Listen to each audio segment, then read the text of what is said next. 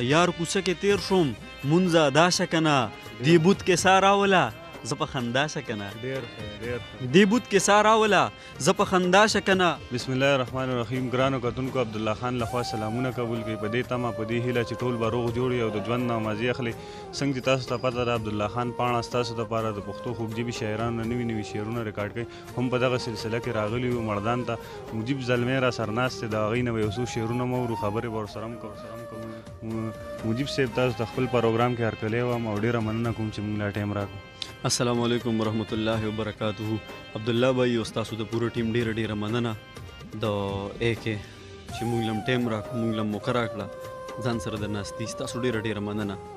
ډېره مننه دي. موږ هم پېژنو ډېر ملګري به پېژني پاڼه کې ناشنا ملګري د هغوی دپاره خپله لنډه پېژنګلو کوي. ډېره مننه. زما نوم مجیب د زلمی مې تخلص دی او حافظ القرآن هم یم شکر دی.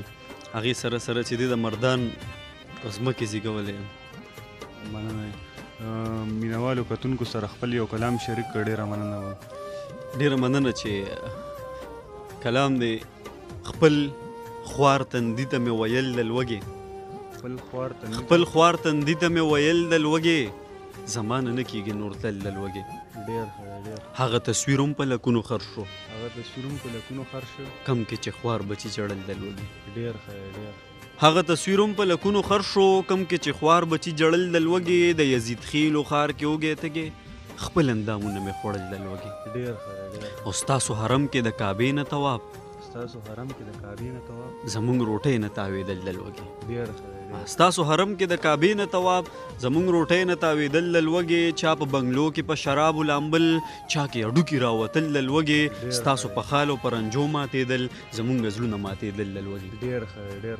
ستاسو په خال او پرنجو ماتېدل زمونږ زړونه ماتېدل د لوږې. دلته سپرلی هم لا د بل اختیار کې دلته ګلونه رژېدل د لوږې.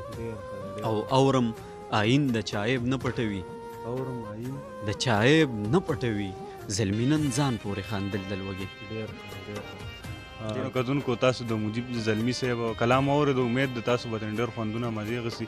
نو په دغه یو کلام ونه پرېږدم غواړم چې مینوالو سره یو بل کلام هم شریک کړئ. ډېره مننه. ولې نه جي اخیری کلام به ووایم چې ډېر د لنډ بهر دی چې ډوبه دریا شه که نه ډوبه دریا شه که نه ځکه نه دا شه که نه ځان ته سزا شه که نه سویل بای ما نه جدا شه که نه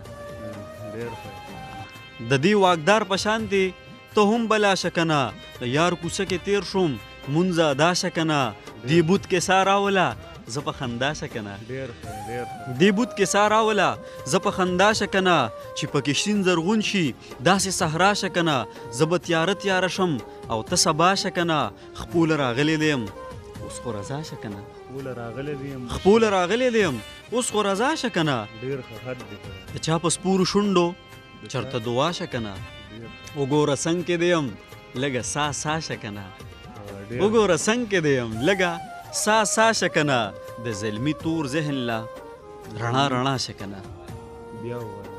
ډېره مننه. د زلمي تور ذهن لا رڼا شه که نه. ډېره مننه.